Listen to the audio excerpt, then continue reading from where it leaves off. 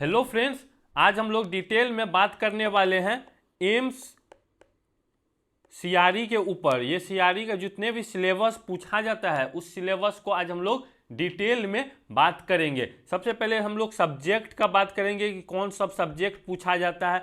फिर सब्जेक्ट में सब टॉपिक्स जो होता है टॉपिक्स को भी हम लोग बात करेंगे।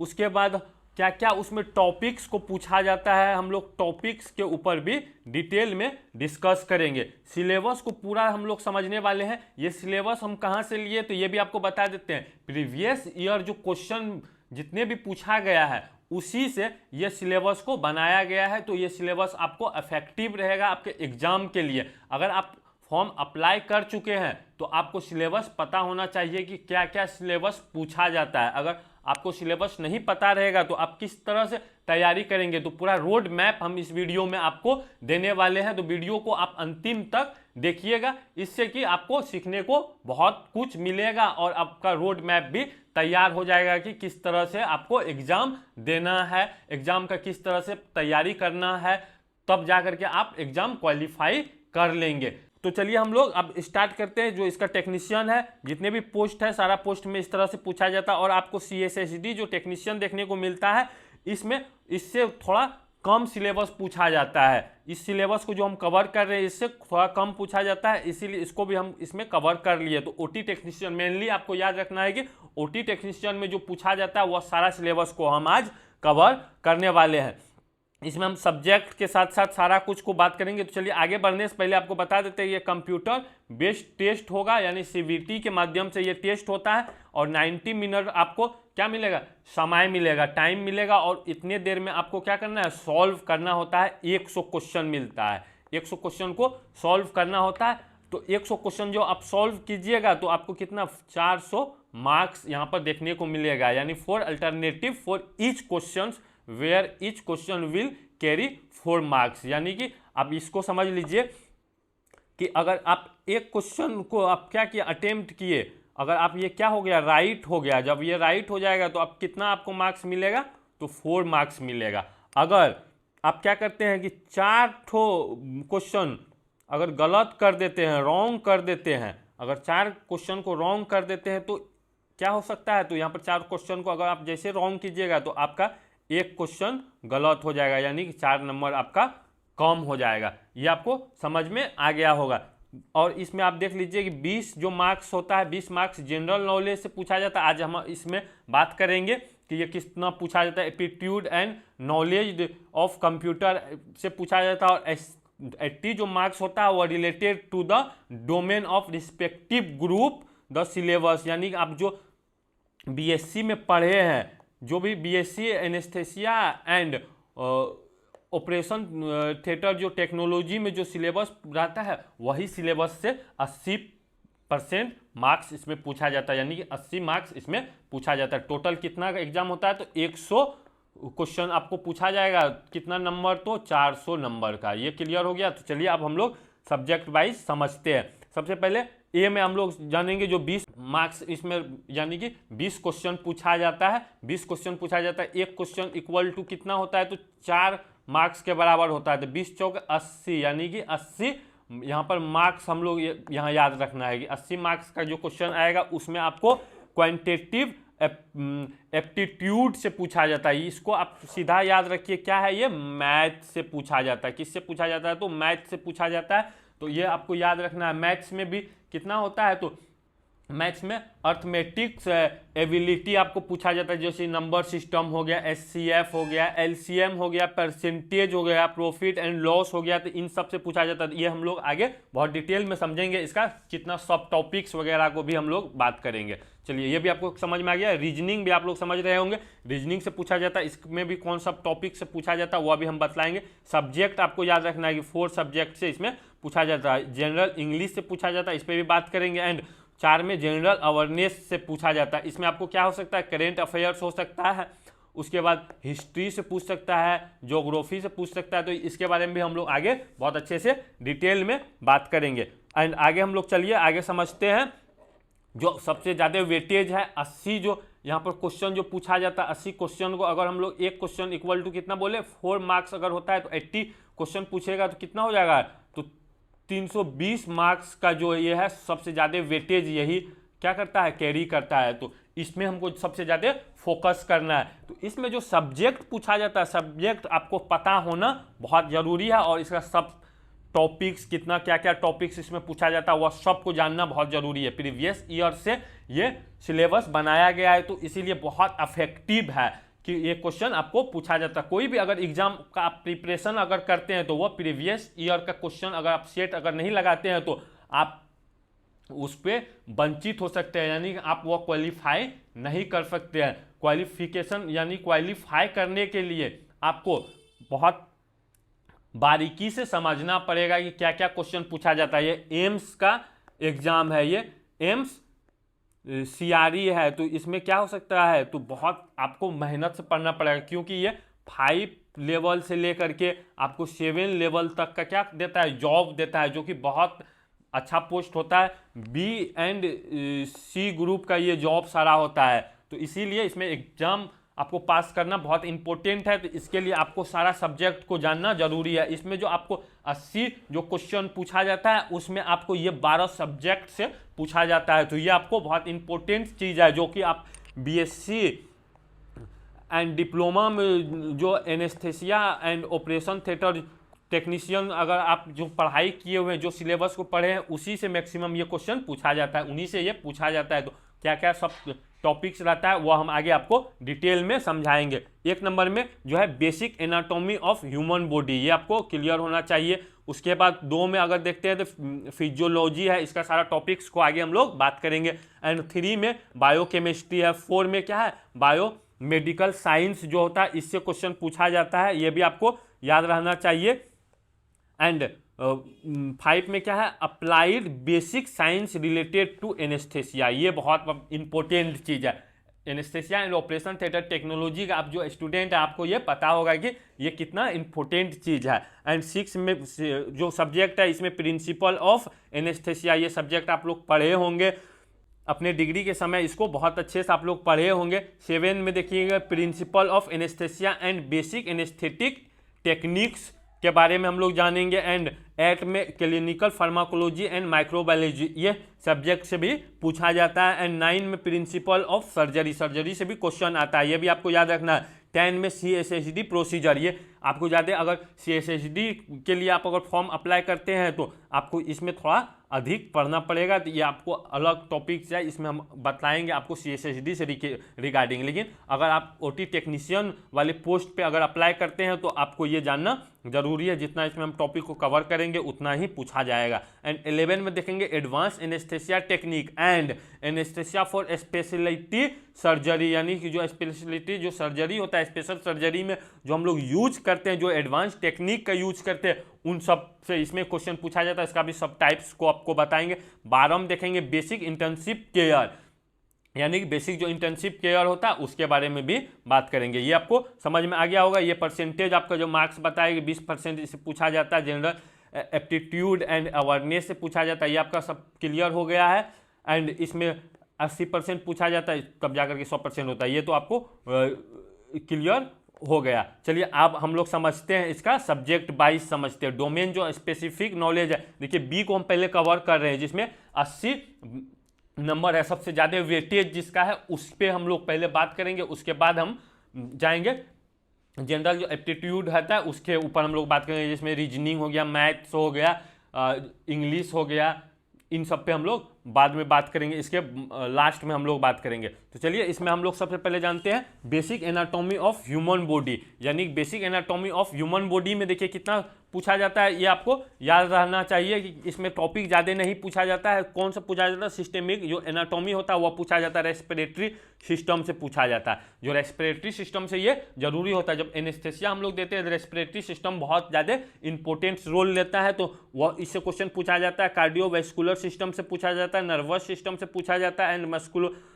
स्केलेटल जो सिस्टम होता है इससे पूछा जाता है। तो चलिए इसका जो जितना आपको सब टॉपिक्स दिख रहा है ये आपको पता होना चाहिए। अगर इसका पीडीएफ आप लेना चाहते हैं तो पीडीएफ हमारे टेलीग्राम से जुड़ करके आप पीडीएफ इसका ले सकते हैं और बहुत अच्छे से आप अपना इसको समझ सकते हैं। तो इसका हम लोग क्या किए कि चलिए व्यू आपको दिखा देते हैं कि विजुअल के थ्रू हम बना दिए हैं कि विजुअल आपको समझाने के लिए जितना सब टाइप टॉपिक्स था उसको विजुअल के थ्रू समझा देंगे, थोड़ा समझ में अच्छा आएगा। तो चलिए, रेस्पिरेटरी जो सिस्टम है, रेस्पिरेटरी सिस्टम में हम लोग क्या बोल रहे थे, तो इसमें पार्ट्स पूछा जाता है। नेजल कैविटी, आप नेजल कैविटी देख सकते हैं, नेजल कैविटी से क्वेश्चन आता है। And para nasal air sinus जो होता है इससे क्वेश्चन आता है। उसके बाद ट्रेकिया से क्वेश्चन आता है, ट्रेकिया से आपको क्वेश्चन आता है। Gross and microscopic structures of lung, यानी कि लंग का जो माइक्रोस्कोपिक स्ट्रक्चर होता है इससे भी क्वेश्चन इसमें पूछा जाता है। डायफ्राम एंड प्लूरा जो होता है इससे भी क्वेश्चन पूछा जाता है। लंग का क्या पूछा जाता है, माइक्रोस्कोपिक स्ट्रक्चर पूछा जाता है, इसमें ग्रोस एंड माइक्रोस्कोपिक पूछा जाता है, प्लूरा के बारे में पूछा जाता है, एंड डायफ्राम के बारे में पूछा जाता है। तो ये आपको जानना बहुत जरूरी है। तो ये आपको समझ में आ गया कि इतना टॉपिक से पूछा जाता है। जब भी आप एनाटॉमी का क्वेश्चन लगाएंगे, अगर हम लोग प्रीवियस ईयर का जो क्वेश्चन है उसका अगर सेट आप स्टार्ट करने वाले हैं, जब सेट आप लगाएंगे तो आपको बहुत अच्छे से समझ में आएगा कि किस से क्वेश्चन किस तरह से पूछा जाता है। तो ये जानना आपको बहुत जरूरी है, तो आप इसको तैयारी कर सकते हैं। एम्स को क्रैक करने के लिए ये सारा को समझना जरूरी है। देखिए, कार्डियोवैस्कुलर में आपको क्या क्या पूछ सकता है, तो कार्डियोवैस्कुलर में आपको सर्कुलेटरी सिस्टम पूछ सकता है। Circulatory system, structure of the heart, heart का स्ट्रक्चर पूछ सकता है, structure of the blood vessels, arterial and venous जो सिस्टम होता है इन सब के बारे में इसमें क्वेश्चन आ सकता है। तो ये आपको समझ में आना चाहिए कि हार्ट के बारे में आपको डीपली थोड़ा नॉलेज इसमें होना चाहिए, इससे क्वेश्चन बहुत पूछा जाता है। एंड और इसमें क्या था, नर्वस सिस्टम था, नर्वस सिस्टम भी था, इसका सिलेबस में है, तो इसको भी हम लोग जान लेते हैं। इसका सब टॉपिक्स को भी हम लोग कवर कर लिए, इसलिए कि आपको अच्छे से समझ में आए।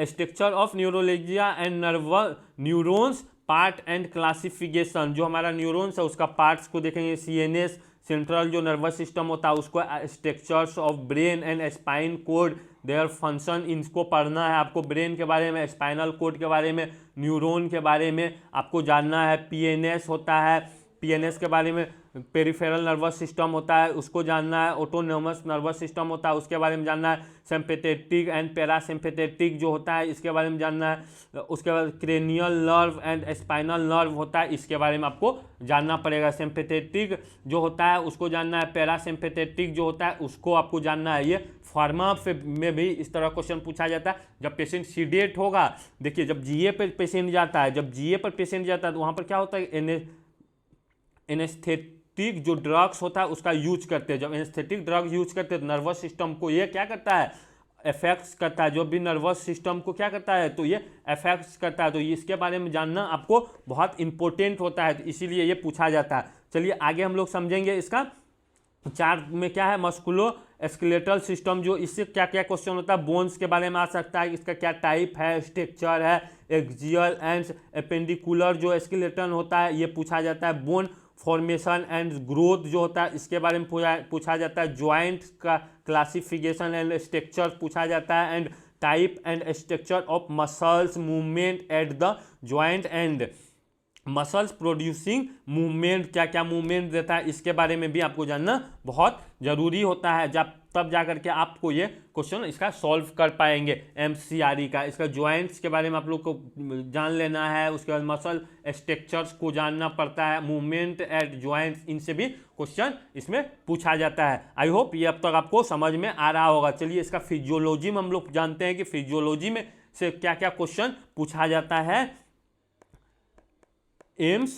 एमसीआरई में, तो ये आपको समझना है। देखिए ये सीआरई में जो पूछा गया है 1, 2, 3, 4 में जितना प्रीवियस ईयर का जो क्वेश्चन है उसमें जो पूछा गया उसी का बेस्ड पे इसको तैयार किया गया है ये सिलेबस। यानी कि कोई ऑफिशियल सिलेबस यहाँ पर क्या हुआ है कि अपलोड नहीं किया गया है एम्स के द्वारा, इसीलिए इसको बनाया गया है। तो ऑथेंटिक है, आपको इसकी इतना ही आपको पढ़ के जाना है और आपको एग्जाम क्या हो सकता है, क्रैक आप कर सकते हैं। अगर मेहनत अगर आप करते हैं और दिल से अगर मेहनत करते पूरा अपने जोरों जान लगा देंगे तो ज़रूर ये एग्ज़ाम आपको क्वालिफाई कर लेंगे। चलिए फिजियोलॉजी के बारे में जानते हैं। ब्लड आपको यहाँ पर देखने को मिलेगा, इसका सब टॉपिक्स है, आप इसका टेलीग्राम से आप जुड़ करके इसका पीडीएफ लेकर के भी पढ़ सकते हैं। चलिए इसका हम व्यू आपको आगे फिर से दिखलाते हैं, विजुअल के साथ समझाएंगे तो इसका सब टॉपिक्स बहुत अच्छे से आपको समझ में आएगा। एंड रेस्पिरेटरी सिस्टम से भी पूछा जाता है, एंड कार्डियोवैस्कुलर सिस्टम से फिजियोलॉजी में पूछा जाता है, एंड इसमें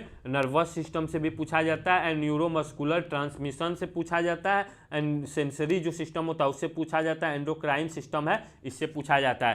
तो इसको चलिए हम लोग विजुअल के थ्रू आपको समझाते हैं। फिजियोलॉजी में भी ब्लड जो पूछा जाता है, ब्लड में क्या क्या पूछा जाता है, ब्लड सेल्स के बारे में पूछेगा, नाम of developmental stages of RBC, formation, इसका functions and fact of RBC जो होता है वह जानना है, इसका फंक्शन को जानना है, डब्ल्यूबीसी का और प्लेटलेट का, हेमोग्लोबिन के बारे में जानना है, हेमोक्रेटिन एंड ईएसआर के बारे में जानना, ब्लड ग्रुप के बारे में जानना, एबीओ जो ब्लड ग्रुपिंग होता है, रेमाइट सिस्टम जो यहाँ पर आरएच फैक्टर जो देखते हैं इसके बारे में आपको जानना है, बेसिक ऑफ कोगुलेशंस के बारे में जानना है, क्लासिफिकेशन ऑफ एनीमिया के बारे में आपको जानना है। तो ब्लड सेल आप यहाँ पर देख सकते हैं, आरबीसी होता है, डब्ल्यूबीसी होता है, प्लेटलेट होता है, तो इनसे भी क्वेश्चन पूछा जाता है। एंड इसका डेवलपमेंटल स्टेज ऑफ आरबीसी जो होता है इसके बारे में भी आपको बहुत अच्छे से जानना पड़ेगा। हेमोग्लोबिन के बारे में जानना पड़ता है, क्रीड जो होता है उसके बारे में जानना पड़ता है, प्लाज्मा बफर कोट आरबीसी जो होता है, जब हम लोग क्या करते हैं सेंट्रल फ्यूज करते हैं, इसको सेंट्रल फ्यूज अब करते हैं, सेंट्रल फ्यूजल अगर करते हैं तो क्या होता है, तो प्लाज्मा कहाँ जाता है, बफर कोट जो होता है आरबीसी नीचे की तरफ बैठता है, बीच में जो इसी डब्ल्यूबीसी रहता है, उसके बाद प्लेटलेट रहता है, बीच में बफर कोट जो है प्लाज्मा ऊपर की तरफ रहता है। तो इनसे क्वेश्चन आपको पूछ सकता है। ब्लड ग्रुप के बारे में पूछ सकता है, जैसे ए पॉजिटिव ए नेगेटिव होता है, बी पॉजिटिव बी नेगेटिव होता है, ए बी होता है positive negative, O positive negative होता है, तो वो आरएच फैक्टर्स पे काम करता है, किस तरह से ये होता है पॉजिटिव और क्या नेगेटिव होता है, तो इसके बारे में जानना पड़ेगा आपको। कोगुलेशंस बेसिक आपको जानना पड़ेगा, उसके बाद एनीमिया क्लासिफिकेशन आपको जानना पड़ेगा। ये आपको समझ में आ रहा होगा। आप बीएससी में इन सबको पढ़े होंगे, आपका सब्जेक्ट में ये सारा सब्जेक्ट जरूर होगा। अगर आप बीएससी या डिप्लोमा अगर आप किए हुए हैं एनेस्थेसिया या ऑपरेशन थिएटर से, तो आपको ये सारा सब्जेक्ट आप जरूर पढ़े होंगे। तो ये आपको समझ में आ रहा होगा कि ये किस किस टॉपिक से पूछा जा रहा है क्वेश्चन। एंड रेस्पिरेटरी सिस्टम में अगर आप देखते हैं तो रेस्पिरेटरी सिस्टम में आपको प्रिंसिपल ऑफ रेस्पिरेशन आपको देखने को मिल सकता है क्वेश्चन। एंड रेस्पिरेटरी मसल्स आपको देखने को मिल सकता है, लंग वॉल्यूम एंड कैपेसिटीज के बारे में पूछ सकता है, और collection and composition of inspires alveolar and expires जो एयर्स होता है उसके बारे में पूछ सकता है। Transport of oxygen and carbon dioxide का ट्रांसपोर्ट किस तरह से होता है उससे भी क्वेश्चन पूछ सकता है। Brief account of respiratory regulations के बारे में पूछ सकता है। डेफिनेशन ऑफ हाइपोक्सिया क्या होता है, कि किस तरह से शरीर में ऑक्सीजन का कमी हो जाता है उसके बारे में आपको जानना पड़ेगा। साइनोसिस क्या होता है, एस्फेक्सिया क्या होता है, मेथड्स ऑफ आर्टिफिशियल रेस्पिरेशन किस तरह से हम लोग करते हैं, वेंट के द्वारा यानी वेंटिलेटर के द्वारा किस तरह से करते हैं, तो इसके बारे में भी आपको जानना पड़ेगा। रेस्पिरेटरी मसल्स के बारे में जानना पड़ेगा कि रेस्पिरेटरी मसल में क्या कौन सा होता है। एक्सटर्नल इंटरकोस्टल्स जो मसल्स होता है वो किस तरह से काम करता है। इंटरनल इंटरकोस्टल जो होता है डायफ्राम काम करता है, इसके बारे में जानना पड़ेगा। लंग वॉल्यूम एंड कैपेसिटीज के बारे में आप लोग जान रहे होंगे। टाइडल वॉल्यूम होता है, इंस्पायरेटरी रिजर्व वॉल्यूम होता है, उसके बाद एक्सपायरेटरी रिजर्व वॉल्यूम होता है, रेसिडुअल वॉल्यूम होता है। इन सब के बारे में आपको जानना पड़ेगा। गैस ट्रांसपोर्ट किस तरह से होता है उसको जानना है, इस सबको आपको जानना पड़ेगा। तो चलिए आगे हम लोग जानते हैं इसका कार्डियोवैस्कुलर सिस्टम में भी आपको कार्डियक साइकिल के बारे में पूछ सकता है, हार्ट साउंड के बारे में पूछ सकता है।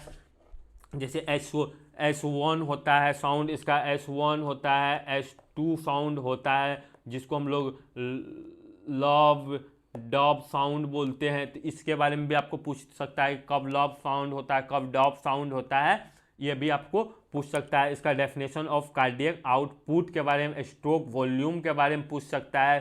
Principle of measurement of cardiac output ECG method of recording, यानी कि ईसीजी के बारे में भी आपसे पूछा जा सकता है। इलेक्ट्रोकार्डियोग्राफी जो होता है, ग्राम होता है, उसके बारे में भी आपसे पूछा जा सकता है। Normal value of blood pressure, क्या नॉर्मल वॉल्यूम होता है, heart rate and their regulation in brief, यानी इसके ब्रीफ के बारे में, इसका ब्रीफली आपसे पूछा जा सकता है। यानी ब्लड प्रेशर जैसे आप लोग नॉर्मल जानते हैं कि 120/80 होता है mmHg, यानी मिलीमीटर पर मरकरी, लेकिन इससे आपको अलग पूछ सकता है कि ये सिस्टोलिक किस तरह से होता है, डायस्टोलिक किस तरह से होता है, ये आपको पूछ सकता है, तो ये आपको याद रखना है। एंड कार्डियक साइकिल आप यहाँ पर देख सकते हैं, कार्डियक साइकिल इस तरह से पूछा जाता है। हार्ट साउंड जो होता है, ऐसे बोले ना S1 S2 लव डब जो होता है, ये पूछा जाता है। कार्डियक आउटपुट से पूछा जाता है। ईसीजी वेव PQRST कैसे बनता है, P कब बनता है, उसके बाद QRS कॉम्प्लेक्स कब बनता है, T कब बनता है, ये आपको पूछ सकता है। नॉर्मल जो वैल्यू होता है ब्लड प्रेशर का, ये आप देख सकते हैं, हार्ट रेट देख सकते हैं, ये सब आपसे पूछा जा सकता है। एंड इसका नर्वस सिस्टम जो होता है, नर्वस सिस्टम से भी क्वेश्चन आता है, जैसे स्ट्रक्चर्स ऑफ न्यूरॉन पूछ सकता है। नर्व इम्पल्स किस तरह से जनरेट होता है, किस तरह से काम करता है, वह पूछ सकता है। माइलिनेटेड एंड नॉन माइलिनेटेड जो नर्व होता है वह किस तरह से काम करता है। रेस्टिंग्स मेम्ब्रेन पोटेंशियल जो होता है वह भी जानना है कि किस तरह से मेम्ब्रेन काम करता है। मैकेनिज्म ऑफ एक्शन बॉडी में कैसे काम करता है वह भी आपको जानना है। सेंसेशन किस तरह से बॉडी में ट्रांसमिट होता है, कोई भी अगर हम बॉडी को टच करते हैं तो वह सेंसेशन ब्रेन तक कैसे ट्रांसमिट करता है, ये सब भी जानना इम्पोर्टेंट होता है। तो ये आपको समझ में आ रहा होगा। फिजियोलॉजी में और क्या था, न्यूरो मस्कुलर ट्रांसमिशन जो था, न्यूरो मस्कुलर ट्रांसमिशन के बारे में आपको जानना है। Central nervous system, peripheral nervous system कैसे काम करता है, ब्रेन में होता है central nervous system. Cranial nerve कैसे काम करता है, स्पाइनल कोड यहाँ पर देख सकते हैं नर्व कैसे काम करता है। फ्लेक्सस आर्च जो होता है वह कैसे काम करता है। मसल्स स्पेंडल कैसे कॉन्ट्रैक्ट होता है, रिलैक्स होता है, वह जानना है। सेंसरी पाथवे क्या होता है, बॉडी में कैसे सेंसरी पाथवे काम करता है। ऑटोनोमिक नर्वस सिस्टम कैसे काम करता है, अपने काम करते रहता है। इसका दो पार्ट होता है, sympathetic and parasympathetic nervous system होता है, वह किस तरह से काम करता है, इन सबको भी आपको पढ़ना है। एंड सेंसरी जो सिस्टम होता है, सेंसरी सिस्टम में स्ट्रक्चर ऑफ आई वॉल के बारे में जानना है, विजन के बारे में जानना है आपको, हेयरिंग किस तरह से सुना जाता है, टेस्ट एंड स्मेल जो होता है इसके बारे में जानना है। यानी जितना सेंसरी सिस्टम होता है इससे भी क्वेश्चन देखने को मिला है प्रीवियस, यानी कि CRE 1, 2, 3, 4 में इस तरह का क्वेश्चन पूछा गया है। एंड हम लोग देखेंगे बायोकेमिस्ट्री, बायोकेमिस्ट्री से भी क्वेश्चन आता है। कार्बोहाइड्रेट से क्वेश्चन मेनली पूछा जाता है, प्रोटीन से एंड लिपिड से क्वेश्चन पूछा जाता है। जैसे कार्बोहाइड्रेट में आप यहाँ पर देख सकते हैं ग्लूकोज एंड ग्लाइकोजन जो मेटाबॉलिज्म होता है, इनसे क्वेश्चन इसमें पूछा जाता है। इसका सब टॉपिक्स में आप देख सकते हैं, इनसे क्वेश्चन बहुत पूछा जाता है, तो इसको आप लोग समझ सकते हैं। इसका क्या क्या फंक्शन होता है, step of glycogen and storage किस तरह से करता है, ये भी आपको जानना पड़ेगा। एंड इसमें आपको प्रोटीन जो होता है, प्रोटीन का classification of protein and function को आपको जानना है। इसका स्ट्रक्चर ऑफ एमिनो जो एसिड होता है उसके बारे में जानना है। क्लासिफिकेशन ऑफ प्रोटीन जो होता है उसका क्लासिफिकेशन करना बेस्ड ऑन शेप पे, बेस्ड ऑन कंपोजिशन पे, इसको प्रोटीन को जानना। फंक्शन ऑफ प्रोटीन्स को आपको जानना है। तो आप हम सिर्फ मोटा मोटी क्या कर रहे हैं, तो इसका टॉपिक्स को कवर कर रहे हैं। एंड इसका PDF अगर आप डाउनलोड कर लेते हैं टेलीग्राम में जा करके, OT मेडिकल लेक्चर के नाम से आपको टेलीग्राम में चैनल मिल जाएगा, वहाँ पर इस PDF मिल जाएगा, तो वहाँ पर आप जा करके एकदम डिटेल में इसको समझ सकते हैं, पढ़ सकते हैं। एंड इससे लिपिड्स जो पूछा जाता है, classification of lipid and functions पे पूछा जाता है। देखिए क्लासिफिकेशन क्या होता है, लिपिड सिंपल लिपिड होता है, कंपाउंड्स लिपिड होता है, ड्राइव लिपिड होता है, अदर लिपिड होता है जिसको फैट वगैरह हम लोग बोलते हैं, ट्रांस फैट होता है। तो ये सब जो होता है इसके बारे में भी आपको जानना। फंक्शन ऑफ लिपिड्स के क्या क्या फंक्शन होता है ये भी आपको जानना बहुत इम्पोर्टेंट है। ये आपको बहुत अच्छे से समझ में आ रहा होगा कि किस तरह से कौन सा क्वेश्चन पूछा जाता है। अगर आपको समझ में आ रहा होगा, ये वीडियो आपको अच्छा लग रहा होगा, इन्फॉर्मेटिव वीडियो आपको लग रहा होगा, तो हमारे वीडियो को लाइक एंड चैनल को सब्सक्राइब जरूर कर दे, साथ ही बेल आइकन को भी प्रेस कर दे, इससे कि जो भी वीडियो हम अपलोड करें वे आपके पास सबसे पहले पहुंच सके। एंड अपने दोस्तों के साथ भी इसे ज़रूर शेयर कीजिएगा, उसे भी सीखने को मिलेगा कि कौन सा टॉपिक से क्वेश्चन पूछा जाता है एमसीआरई में, तो ये भी उसे भी जानना चाहिए। तो चलिए आगे हम लोग बढ़ते हैं। बायोमेडिकल साइंसेस से जो क्वेश्चन आता है अब इसको हम लोग जानते हैं कि बायोमेडिकल जो साइंसेस होता है इससे जो क्वेश्चन आएगा अब उसको हम लोग इसमें कवर करेंगे। जितना टॉपिक्स है इन सब टॉपिक्स को हम लोग ग्राफिक के से देखेंगे तो अच्छे से आपको समझ में आएगा। देखिए इसका बायोमेडिकल जो साइंसेस होता है इसमें operating room and anaesthetic equipments जो होता है इससे पूछा जाता है। देखिए ये बहुत मोस्ट इंपॉर्टेंट होता है, इससे ज़्यादातर क्वेश्चन पूछा जाता है। जो 80 जो क्वेश्चन का वेटेज है उसमें इससे ज़्यादा पूछा जाता है, क्योंकि आपका हमेशा काम कहाँ रहेगा तो ओटी के अंदर में रहेगा। ओटी का जो इन्वायरमेंट है उसी में आपका काम रहेगा, तो उसके बारे में आपको जानना बहुत ज़रूरी है। जैसे ऑपरेटिंग रूम में आपको असेप्टिक टेक्निक्स क्या होता है, वेल वेंटिलेटेड से वेल लीट इन्वायरमेंट्स कैसे होता है, रेस्ट्रिक्टेड एंट्री कैसे करना जाता है, स्मूथ नॉन पोरस सरफेस होता है, डिवाइडेड इनटू अंडरस्टैंडिंग एरिया होता है, सेमी रेस्ट्रिक्टेड एरिया होता है, रेस्ट्रिक्टेड एरिया होता है, स्ट्राइल एरिया होता है, जिसको हम लोग जोन में बांटे थे। प्रीवियस वीडियो में हम लोग बात किए थे ना कि जो जोन होता है, जोन में हम लोग बात किए थे कि रेड जोन होता है, ग्रीन जोन होता है, येलो जोन होता है। उसमें हम लोग क्या होता है कि क्लीनिंग जोन होता है, उसके बाद स्टाइल जोन होता है, उसके बाद स्क्रब जोन होता है, डिस्पोजेबल जोन होता है। ये सब जोन के बारे में हम लोग पढ़े थे ना, वही चीज़ के बारे में इसमें पूछ रहा है। एनेस्थेटिक इक्विपमेंट्स में आप एनेस्थेसिया मशीन से क्वेश्चन आता है, वेंटिलेटर से क्वेश्चन पूछा जाता है। उसके बाद ब्रीदिंग जो सर्किट होता है, ब्रीदिंग सर्किट के बारे में आप लोग पढ़े होंगे।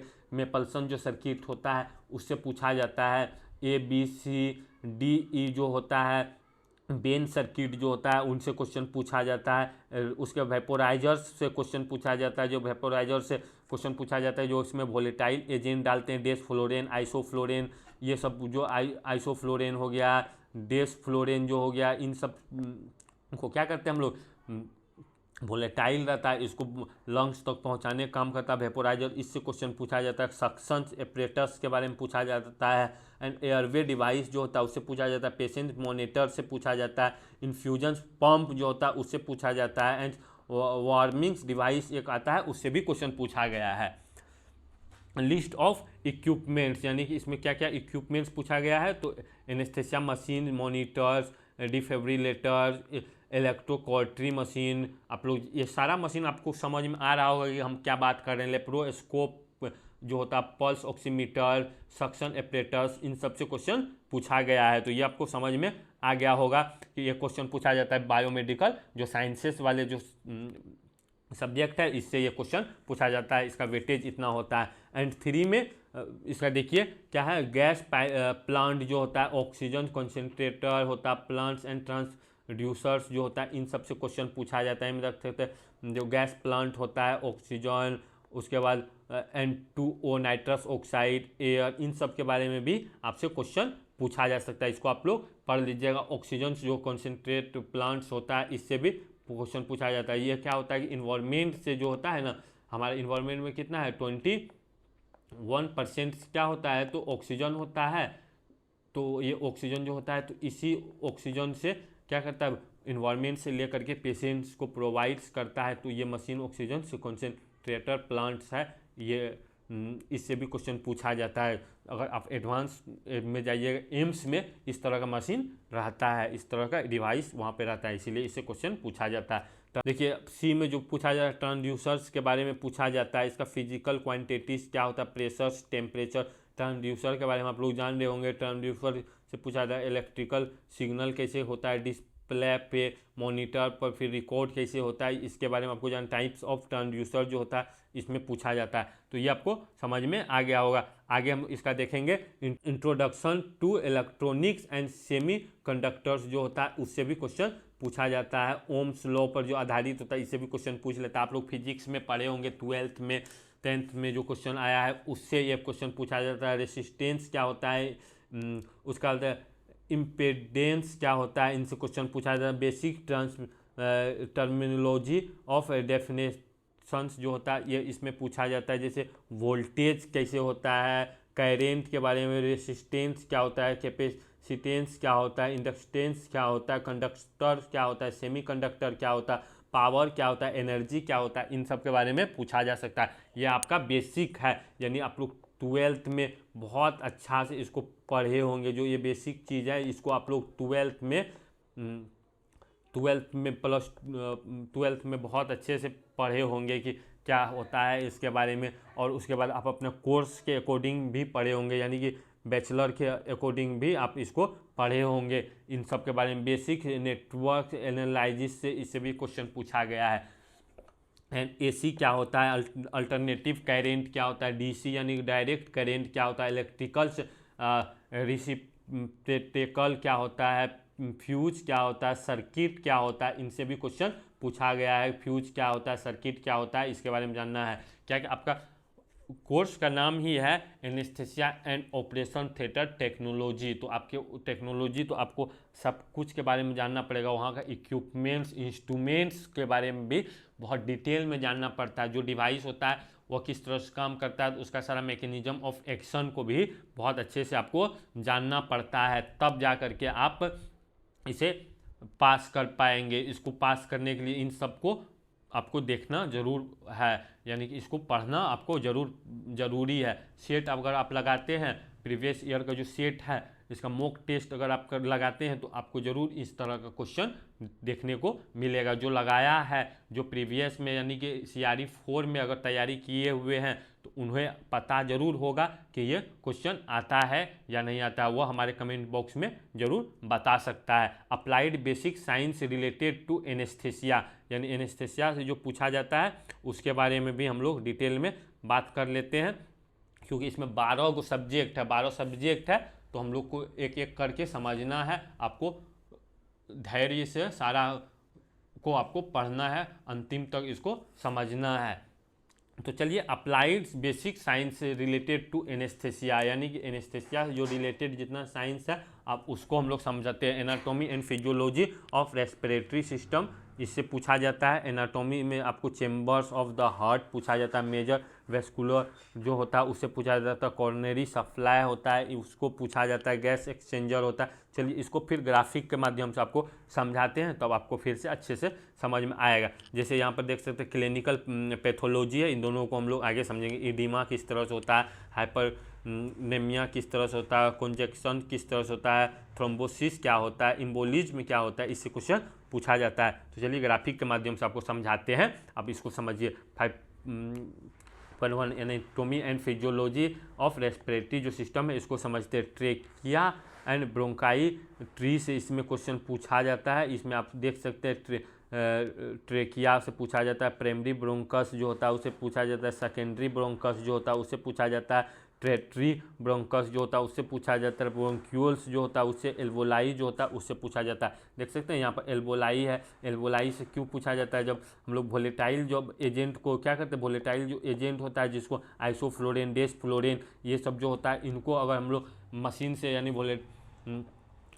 एनेस्थीसिया मशीन इसको क्या करता है, डिलीवर जब करता है तो यहीं पर क्या होता है, चेंज होता है। यहीं से क्या होता है, ब्लड में चले जाता है ऑक्सीजन, ऑक्सीजन के साथ में वो गैस भी जाता है एंड कार्बन डाइऑक्साइड यहीं से निकलता है, फिर लंग के द्वारा निकलता है। इसके बारे में आप लोग बहुत अच्छे से जान रहे होंगे, अगर नहीं जानते तो इसके बारे में आपको पढ़ना पड़ेगा, इससे क्वेश्चन पूछा जाता है। एल्व्यूलर गैस एक्सचेंजर इसको बोलते हैं, कैपिलरीज में फिर ब्लड में हमको ये क्या करता है, भेज देता है, तो इस सबको पढ़ना है। एक्सप्रेशंस क्या होता है, इंस्पिरेशन क्या होता है, इन सबको आपको जानना पड़ेगा। इसमें ये बहुत इंपॉर्टेंट टॉपिक है, इससे क्वेश्चन अक्सर पूछा जाता है। फिर इसमें आप लोग देखते हैं पल्मोनरी सर्कुलेशन जो होता है, पल्मोनरी सर्कुलेशन किस तरह से होता है उसके बारे में आपको जानना पड़ेगा। पल्मोनरी इडीमा कैसे होता है, इडीमा के बारे में आप लोग जान रहे होंगे कि क्या होता है, एक्यूमुलेट्स ऑफ फ्लूइड, यानी कि कोई भी फ्लूइड्स क्या होता है, जमा जब हो जाता है, इकट्ठा हो जाता है, तो उसको हम लोग क्या बोलते हैं, इडीमा बोलते हैं। पल्मोनरी फंक्शन टेस्ट होता है, आप लोग देखे होंगे कि माउथ से क्या करते हैं, फूंक करके